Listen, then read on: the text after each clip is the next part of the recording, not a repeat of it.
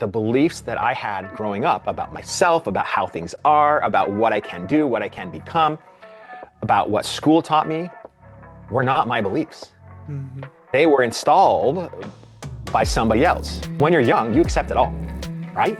Like, I don't think anybody as a 7-year-old, it didn't even cross my mind that somebody might not be telling me the truth. I always thought adults always told you the truth. Adults knew what they were doing, so listen to them because they know what they're doing. So if it was an adult and they were telling me something, I believed it. Mm-hmm. And it's funny because life is actually not what happens. Mm-hmm. It's really about the meaning you form from what happens. Show me your friends, I will show you your future. And one of the biggest strategies, and this is not my strategy, this is a common strategy across the personal and professional development world, is that you want to become somebody, get around somebody that you want to become. Mm-hmm. And it works, but you have to choose wisely. You want to make sure that they truly are the person you want to become and not just the fake, not just somebody that's saying something but actually not doing something. I like to find people that live what they say and are where I want to go, and I'm going to get around them. I'm going to hire them as a coach. And that's what I've done over the last at least 6 or 7 years. I'm a late bloomer. I did it the wrong way for so many years, and I finally was in such a hard place, at a dark place, that I had nowhere to go but step back and pick up a book for the first time in 15 years, start learning, start growing, start getting around the right people, and it literally changed my entire life. I remember being in a really, really dark place. I had no job, family's kind of broken apart. And I'm sitting there on a really dark night, and I read something, a quote. I've never been able to find out who said this quote, but it changed my whole life, and it is the foundation for which I do everything right now. And that's this quote, that the scariest day of your life is the day you die, when the person you are meets the person you could have become.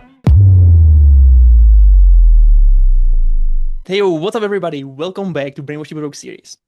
Today's guest is a powerhouse in business and life, an international speaker, author, podcaster, and entrepreneur whose companies have generated nearly 100 million in revenue. He has worked with Fortune 500 giants, spoken on the TEDx stages, been featured in Forbes and Inc., and co-authored multiple best-selling books, including his latest, Commit First. Beyond the boardroom, he's an Ironman triathlete, instrumentor-rated pilot, and proud family man who's built his life around impact, discipline, and purpose. Without further ado, welcome to the show, Erik Sorenson. What's up, brother? Hey, what's up, Adam? Thanks. It's really, really good to be here and talk to your audience. Thank you so much. Thank you so much for being here. It's just my pleasure to have you here, and so excited for this conversation because before we jump into on this interview, we had a really cool conversation. I heard that you studied so many things about what we are actually talking here. So I'm really excited for this. I have prepared for sure a bunch of questions for you, but before we gonna go and dive into them, I would love to hear, and for sure all the listeners would love to hear, how did you get into entrepreneurship and when actually happened that moment, the shift that made you to realize that this path is not actually designed to make us free? Well, I didn't know why this path wasn't designed to make us free necessarily until later in life. I grew up like most families in the United States. You go to school, or maybe you go to church, and you go through elementary school and middle school and then high school, and then you graduate, and then the path is you go to college. And then once you go to college, you find a job. So guess what I did? That exact same thing. Went to school, graduated from high school, went to college, started a 9-to-5 job. And I'm thinking, okay, this is life. And I remember starting to make a little bit of money. Now, when you have no money as a kid growing up, right? And you're not really, you might be working for $10 an hour, and all of a sudden you get a job and you're making like $20 an hour. And you think, wow, this is great. This is life. And this is what it's all about. And I had no idea at the time that it could lead to something better. I thought, this is what I'm going to do for the rest of my life.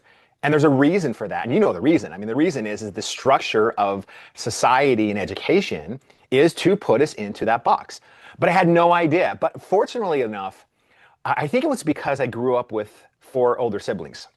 So my older siblings, and I was the second youngest of my family, 6 total kids.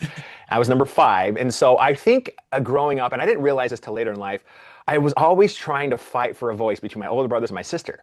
And I remember them always telling me things, oh, just chill, because I was probably a little hyperactive because I'm kind of an energetic guy. And I'm sure I was an annoying kid for sure. It was definitely my fault. But it seems like I realized I kind of never had a voice. So I always had to find my voice.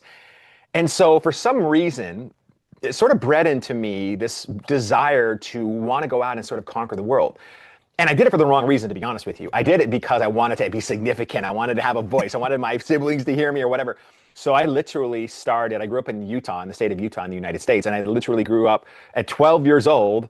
I got a job door to door, business to business, selling donuts. Wow. Selling donuts, desserts, right? And I would just go and I would sell donuts door to door at 12 years old, making $1 a dozen. I would usually sell about 20 dozen, 18 to 20 dozen a day, and I would make 18 to $20 a day at 12 years old, which was so much money back then. And since then, I've had a job my entire life. But I think because I was because of my upbringing, because of how it was structured, I think always wanted to break the mold, but I didn't know why. Mhm. But it wasn't until I was, in my mid 20s that I finally said, this 9 to 5 is not for me. I need to create something that provides value to the world. And Mm. so that's really how I started. Yep. So good, so good. So why actually you wanted to be seen in front, like, being kind of like validated in front of your uh siblings?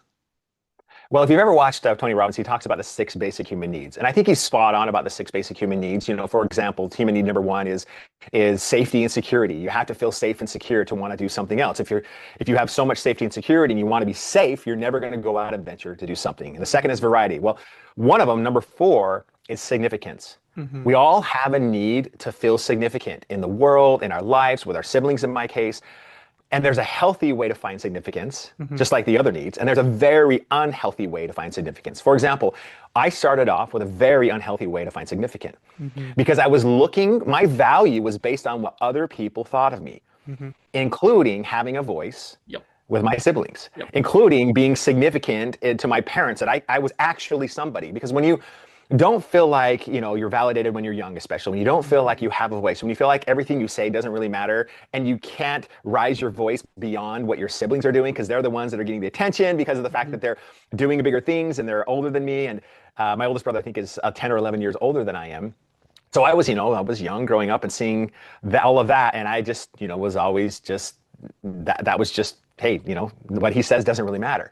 And so when you put value on what other people think, it's a very dangerous place to be. And the reason why it is because you can't control what anyone thinks of you, for one. Hmm. And maybe you can influence it, but you certainly can't control it. And the second problem with that is that they always change.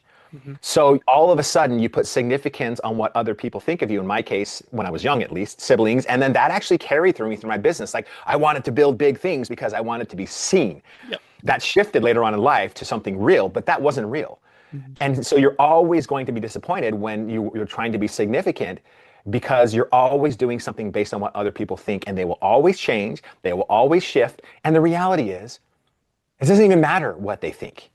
And let's be honest, anytime somebody gives you advice, Hmm. usually what they're giving you, especially if it's negative, is they're simply projecting their limitations on you, not you.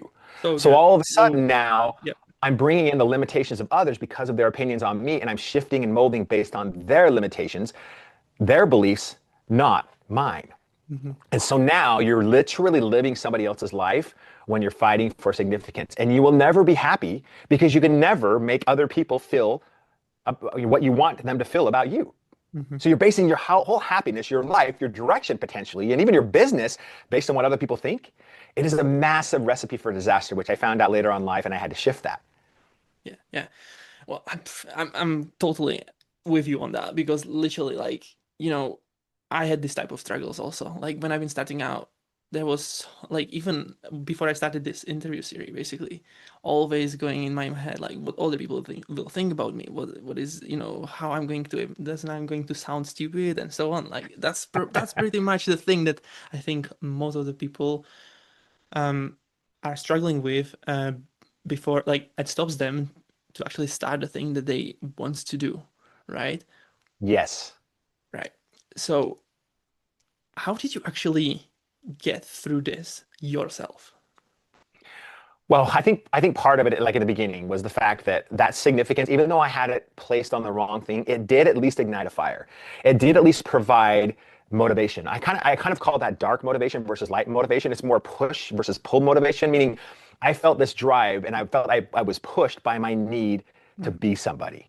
Mm-hmm. Which, looking back now, it's ridiculous. It's just ridiculous. I was even that way, but I was, and I'm grateful now for it because even though it was misplaced, even though it wasn't the right way to do it, it still got me going. And Mhm. so when I was working this 9 to 5, I did feel caged. I'm like, I know I'm born for more. I kind of felt this calling that I needed to do more, and I just felt this call to adventure. And so I remember I started working in the advertising space. Mhm. I literally was working for media companies, and I was an ad rep. I would go and sell advertising on radio or whatever.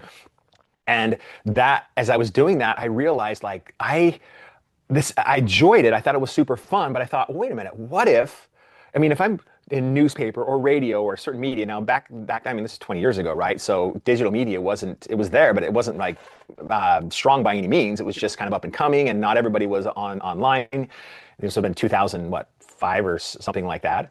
And so realizing that, I realized that I could only positively affect a business in just in a small way. Mhm. Meaning, if I'm placing an ad on radio, I mean, it can only influence the business so much. And then I started working with advertising agencies, Mhm. and I thought, wow, what a cool thing, because they can come up with the idea, they can come up with a campaign, they can then place the ads, they can do all of the creative, make it look beautiful, and they can influence positively 360 degrees of that business, at least from the outside. Mhm. Because marketing, advertising is not a game of perception, or not a game of products and services. It really is a game of perceptions. Yep. And so I had this idea, what if I start a business? And I walk off this 9 to 5 job and I start an ad agency. So that's Mhm. exactly what I did. I'm in my mid 20s, and I started building it for about 6 months while I was doing the 9 to 5. And then one day, I'll never forget, I walked into my boss's office and I said, "Hey, I'm leaving." And so I left and I started a company called Avalanche Mhm. Marketing Group. That was my very first venture. And I remember, I don't know honestly how I stayed in business, because I had no experience, I had no clients. But I did have two things that were helpful. One, I was hungry. Mhm. I wanted to be somebody, right? I was Mhm. trying to prove myself. I thought that was the right path, even though it wasn't. But again, it got me started. And I did have the desire to hustle. The hunger led to the hustle, which was great. Now, hustle is really good when you're starting out, Mhm. because there's a lot that happens when you're starting a business. You've got to be able to move, and you've got to be decisive. You've got to make as good decisions as you possibly can, and you've got to be moving all the time, because there's so many things that you can do, so many options. But hustle actually becomes a curse later on as you grow and you expand, Yep. because oftentimes hustle comes at the expense of your family if you have one, if you're married and have kids. And I did at the time, I did when I started a business. And it comes with a lot of downside, which now I'm a recovering hustler. Now I use leverage and other Yep. things. Yep. I don't work nearly as hard as I Mhm. did before, and nearly the amount of time that I did before, but I get significantly better results than I ever have before. Mhm. And I have much more freedom than I've ever had before, even though my results are expanding, only because I figured out how you can actually significantly increase your results by doing less, not more, which is a topic for obviously a different day. Yep. But that's what I did. I just hustled, and somehow we got a client, and then another, and another. And then I stayed in that world up until I exited my last ad agency about a year and a half ago. Mhm. So I sold the first two, and then I sold the third ad agency. And it wasn't even until 6 or 7 years ago that I started speaking and getting on stages and writing books and doing TED Talks and those types of things. Right. But it started with building one core business, which was an ad agency, Mhm. and then growing that from there. Right. Right. So what you been actually studying when you've been kid? When I was a kid, Mhm. what was I studying? Yep. The only thing that I was studying were the things that I was told to study. Mhm. I am now. I was not a big fan of books. I hated reading. Mhm. To be honest, I didn't enjoy studying at all. Mhm. I don't remember, I probably did, but I don't remember doing a single piece of homework in my entire high school Mhm. years, 3 years in high school. I don't remember doing any homework. Yep. I do in college for sure. It was awful. But I was a below average student. Mhm. I mean, I graduated with just below average grades. I couldn't get into the college that I wanted to get into because my grades were too low. Mhm. I was kind of always just bored in Mhm. school. I always had, my this ability to want to move. I probably had some ADD, if not still. And so most of the subjects that I learned, I don't even remember. It was math and science and all this. And Yep. you mentioned, the challenge with this. School is not structured Yep. for you to think. It's Mhm. structured for you to memorize Mhm.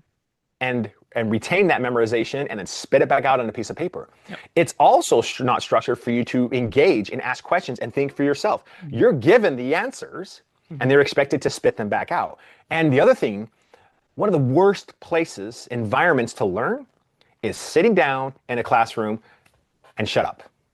That's what we were taught. Sit down and shut up. And if you talk out of turn, guess what happens? You go to the principal's office and they reprimand you in the States here. They take you to the principal's office and they reprimand you for speaking out of turn. And that was the world that we lived in. But here's the interesting thing about our environment. This is how influential it is that's what we knew. So that's what we thought was the best way. And at 10 years old, 11 years old, you don't know any different. This is the world you experience in. Yeah. And the reality is the world is not the way it is. The world is how you experience it. Mm-hmm. And it's amazing, like where you grow up and who you grow up around is so influential. You've probably heard it said that you're the product of your 5 closest friends. Yep. That's actually not true. You're the product of your 5 most influential friends or people that you're around. Ooh.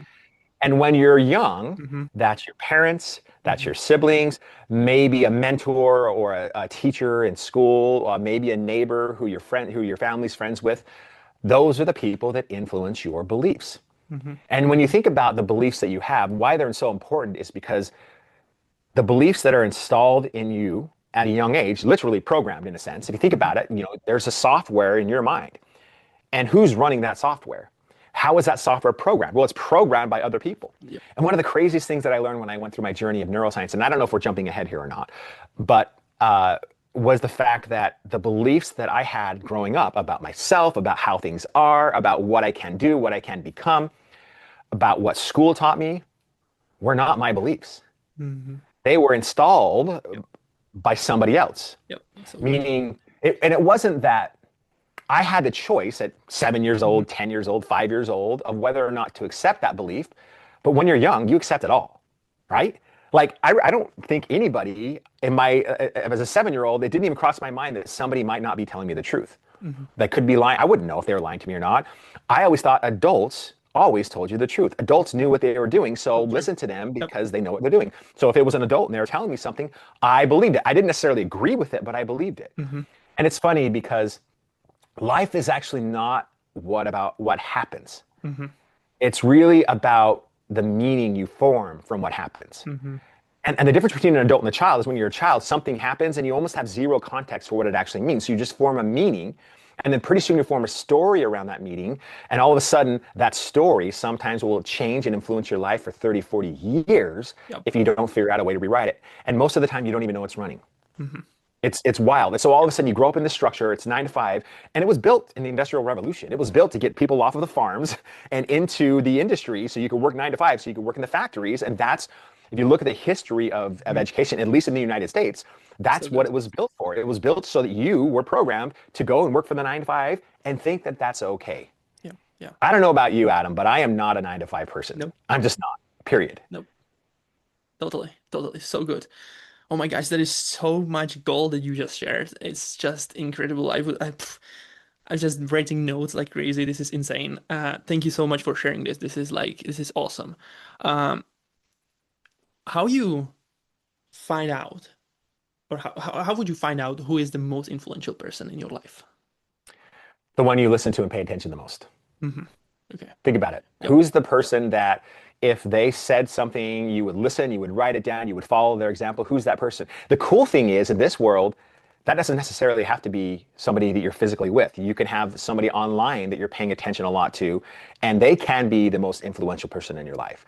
So we now, because of the network that we have now, because of the fact that we have so many influencers online that are teaching different things, some good, some bad, you have the ability to choose now, even somebody that can help you get to where you want to go. And the best way to do that is find somebody that is where you want to be 5 or 10 or 15 years from now and let them influence you. They have what you want to have. They are who you want to be.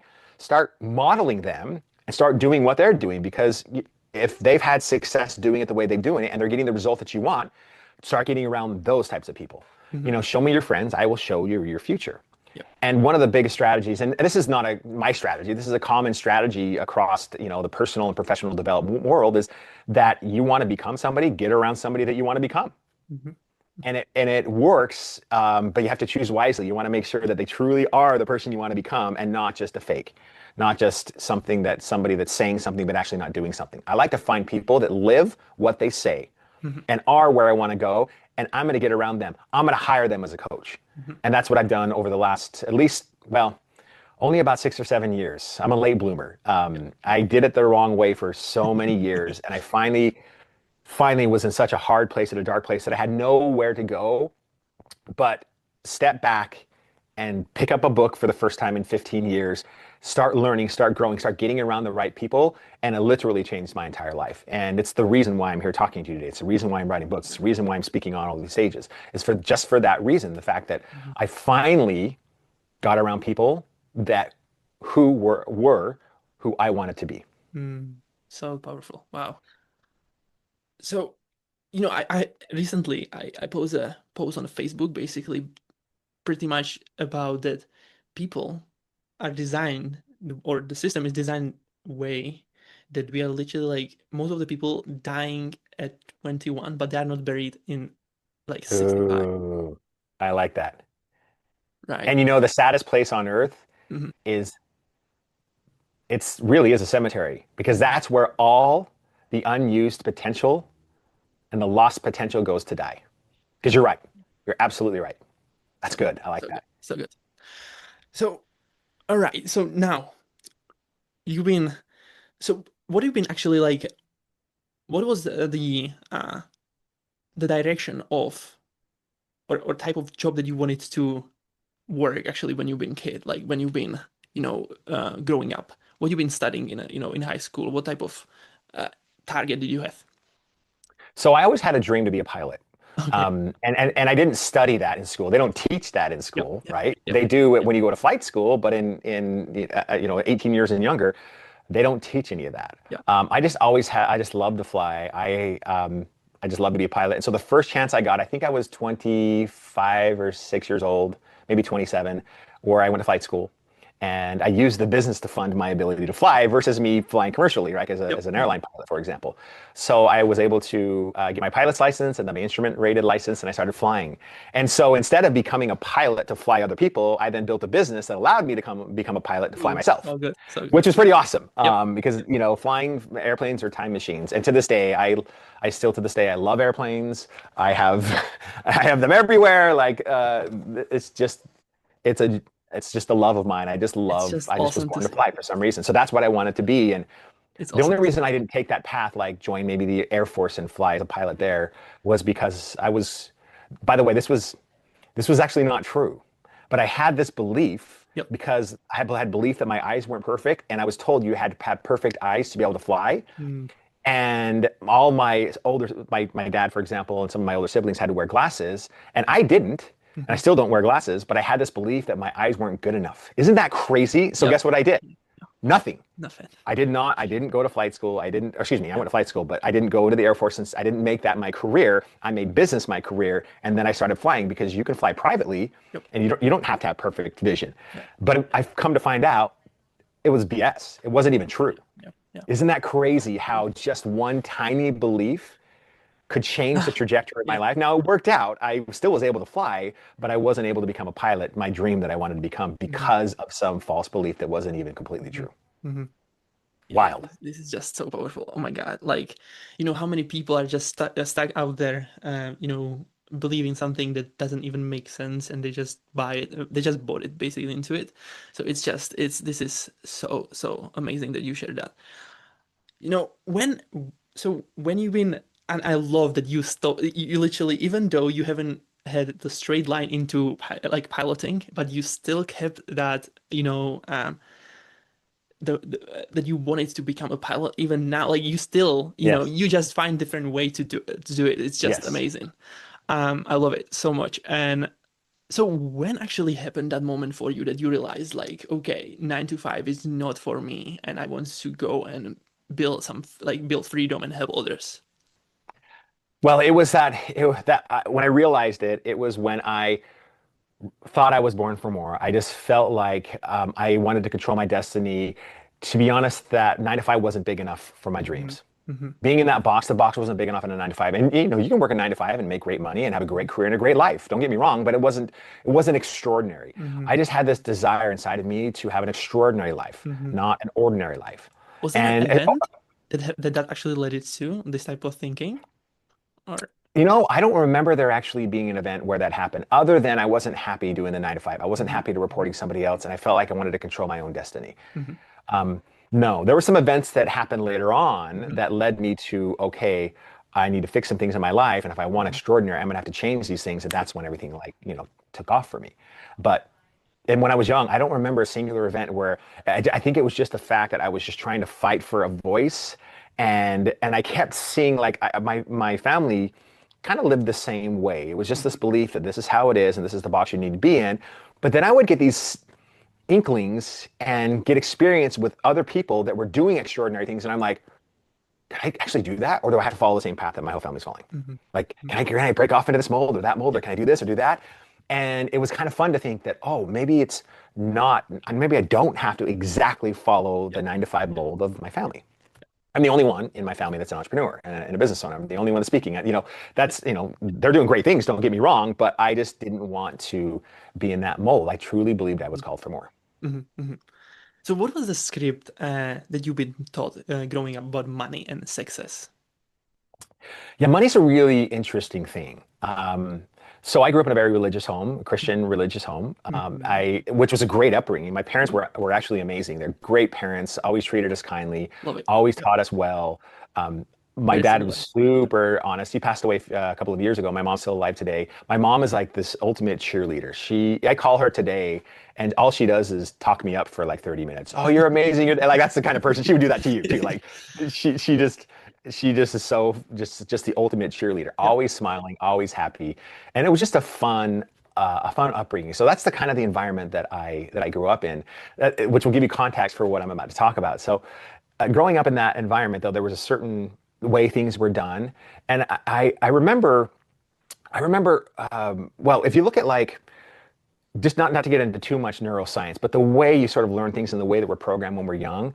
If you, we when we're born, we have about 100 billion neurons in our brain. Not to get Mhm. too scientific, and we have about 25 billion neural Yep. connections.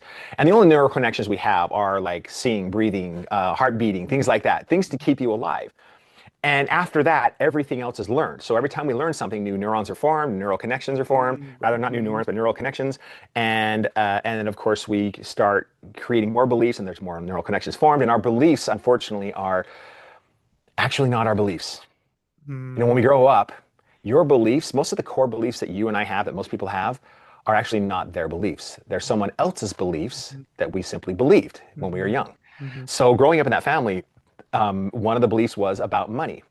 And there's in the religion I'm in, there's a common thing, which was, well, first off, if you talk about things like the Bible, if you're Christian, it's the love of money is the root of all evil.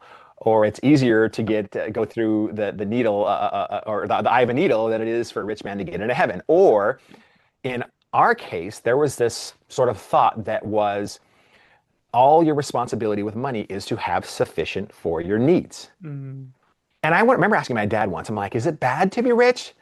And it was interesting because even though that was taught over and over again, he said, well, no, not necessarily. Mhm. But for some reason, I still grew up with that thought of, oh my gosh, is money evil? I don't know that I knew, but I definitely had a belief that all we needed was sufficient for our needs. So Mhm. interestingly enough, I was always in business able to make pretty good money. I grew my companies from zero to, I think my first company to $3 million a year. And then my second company to $10 million a year. And the funny thing was, even for most of that time, as I was building these companies, I was able to break the ceiling of revenue, Yeah. but almost never break the ceiling of profit. So it didn't matter if I made $1 million in a year in revenue or $5 million a year in revenue. Guess what happened? I always had $0 at the end of the month, or a few dollars. I mean, sometimes it was more, sometimes it was less. Yeah. And if you think about that, and I didn't realize this till a few years later, but if you think about that term sufficient for your needs, every single time I realized that if you want to have sufficient for your needs, all you Mhm. have to do is have all your bills covered. Mhm. That's it. And if you have $1 left over, your needs are covered, you're good to go. The Mhm. problem is you can't build any freedom and any wealth. And so that belief was so ingrained to me. And I realized something that was very, very wrong. Like another one, ooh, money doesn't grow on trees. Yeah. Complete lie. Yeah. Money absolutely grows on trees. Ask a farmer. Money grows on trees. Yeah. Um, I mean, things like that we were just ingrained in. And so all of a sudden, and then I started meeting very wealthy people that were good, amazing people. And I'm seeing the impact that they're having in their lives. And I'm like, well, wait a minute, something's wrong here. And so I dove into that. So let's take the money thing if you're cool with that. Like, Yeah. think about it. If you have a belief that I have sufficient for my needs, and all of a sudden you have this neural connection, right? And by the way, by the time you're born, you have 25 billion Hmm. synaptic connections and 100 billion neurons. Hmm. Well, when you're, let's say, 7 or 8 years old, you have the same amount of neurons, but you have a quadrillion neural connections, which is 100. I think it's 100 trillion. You may have to fact check me on that, but it's, or maybe it's a thousand billion. I think it is 1,000 billion. Hmm. Insane amount, like Hmm. insane amount of neural connections. All of those are beliefs that were formed when you were under 7, where you had no context for what it actually meant. Other people's beliefs, your beliefs are the opinions of, think about it, beliefs are just the opinions of other people, right? Hmm. So Hmm. other people's beliefs, be small or big, were thrust on you, which is why your environment is so important. And most people have limiting, very severely limiting beliefs. So no wonder we all have limiting beliefs. We grew up in an environment where we were taught that. So that's what happens. And then all of a sudden, here's what happens. We have these beliefs, then we create a story around it. So I have a story that I have to have sufficient for my needs. Okay, great. My story is, shoot, if I get rich, then I'm not being who God wants me to be because I only have sufficient for my needs. Now, granted, that's the religious thought, right? And so my whole life, I was making all this money on the revenue side and still pretty much just above broke all the time for years. And then I finally learned about neuroscience and I finally realized this pattern over and over again. I remember I had over $1 million in my bank account years ago, and a year later, negative. Hmm. A year later, I'm What like, where did it all what go? was Where did going it all on go? what was going on through your head at that time? Like, that is not Like, where, like, you were I'm always. like, where did it all go? I had no idea. Like, I couldn't quantify. I didn't really buy anything big. I didn't go Mhm. crazy. I mean, I kind of live a big life, but not that big. But I was like, where did it all go? A year later, and I'm literally in the negative. I'm like, oh my gosh. So it took me, it actually helped me a lot because I dove into neuroscience, particularly on money, to figure out like what is this all about. I realized a few things. Number one, very few rich people are bad.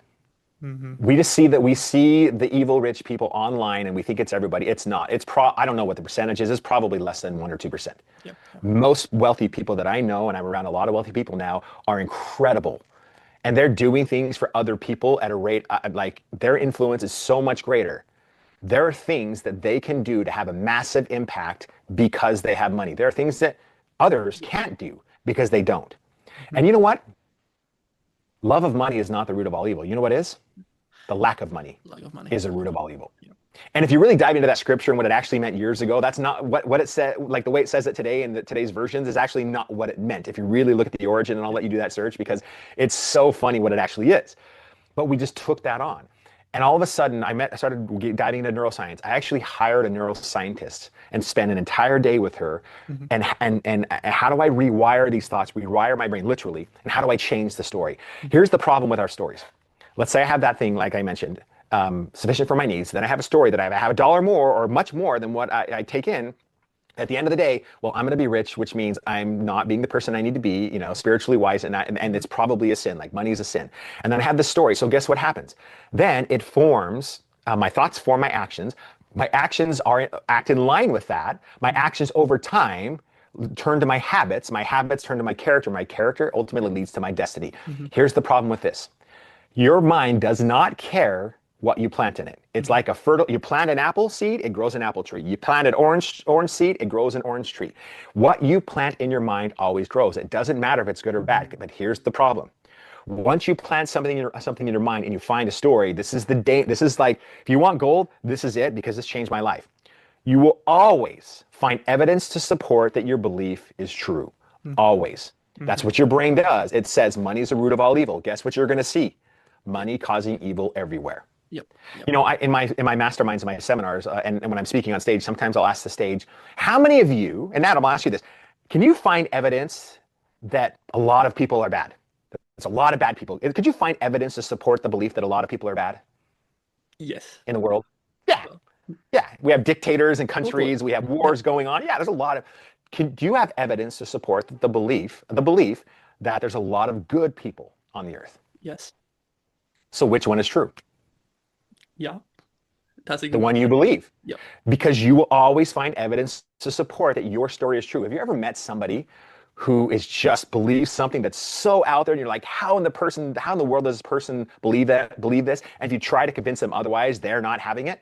Hmm. Because for 40 years, they created this belief 40 years ago, Hmm. and every day for 40 years, they're reinforcing that belief. And all of a sudden, there's something called myelin that surrounds your neural connection. Hmm. Think of it as like pouring concrete or steel Hmm. around it, and it Hmm. strengthens that every time you reinforce the belief.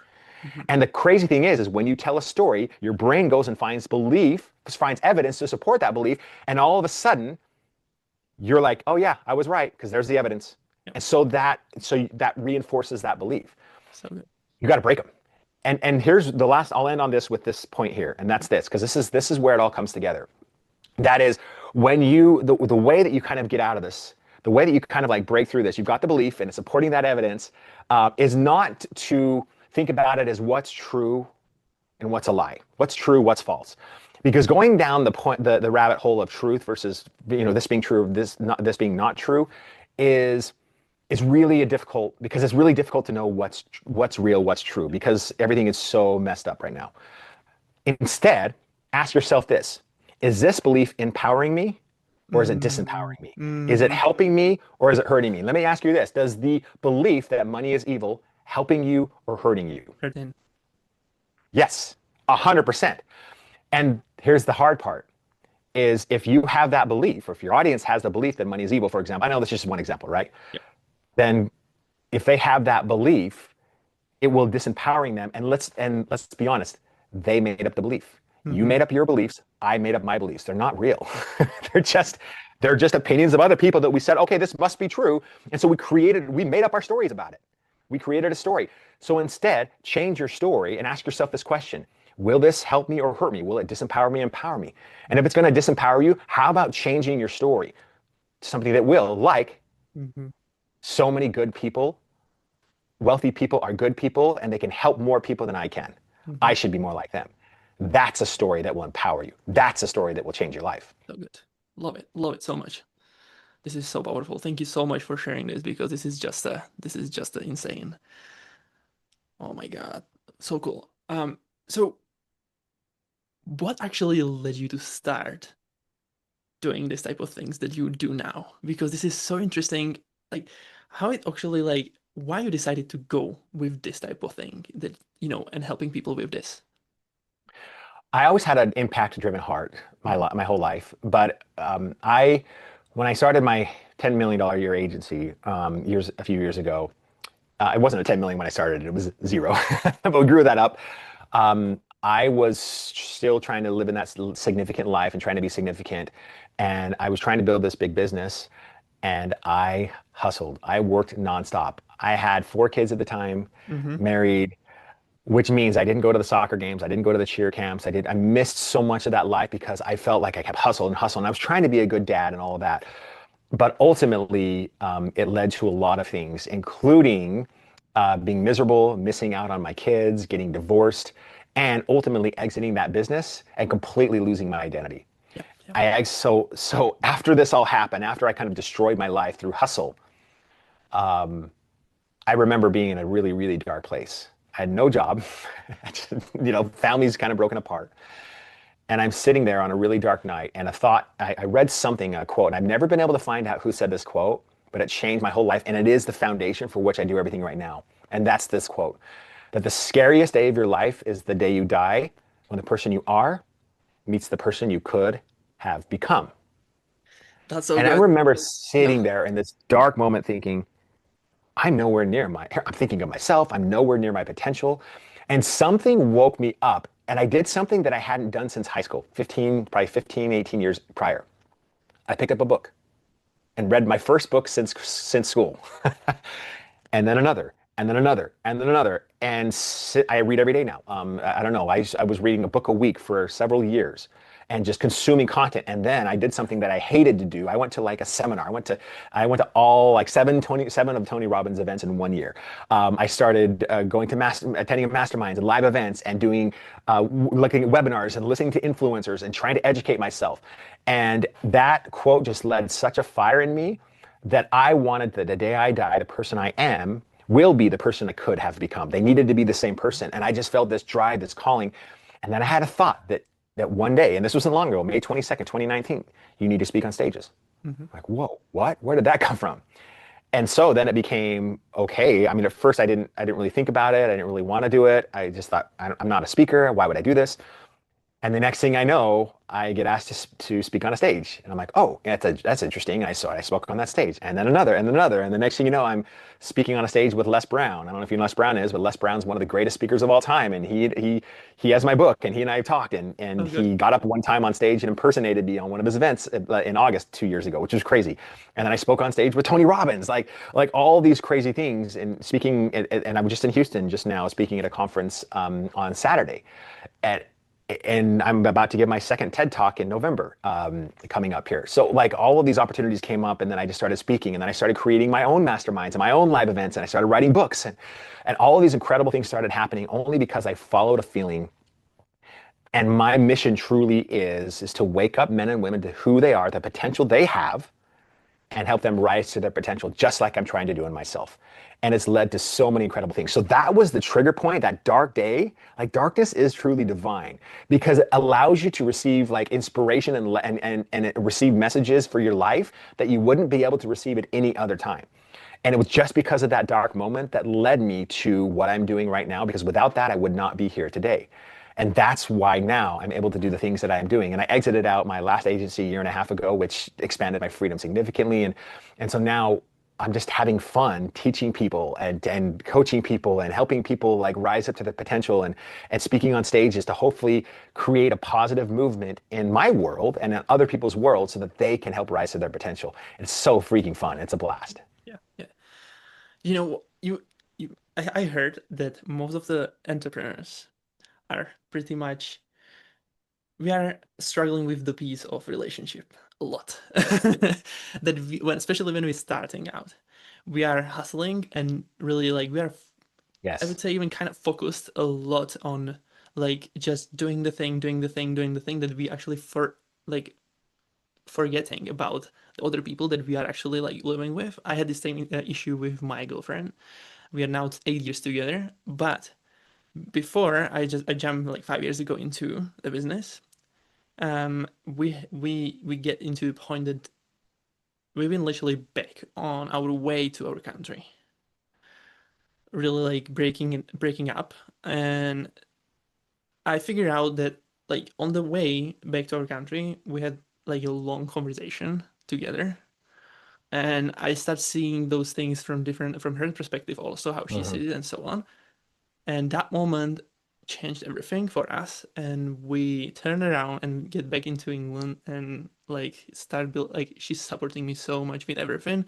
Like I love her so much. She's amazing. And I couldn't imagine to be here without what she and how she helped me and what is going on everything. So it's Yes. so amazing.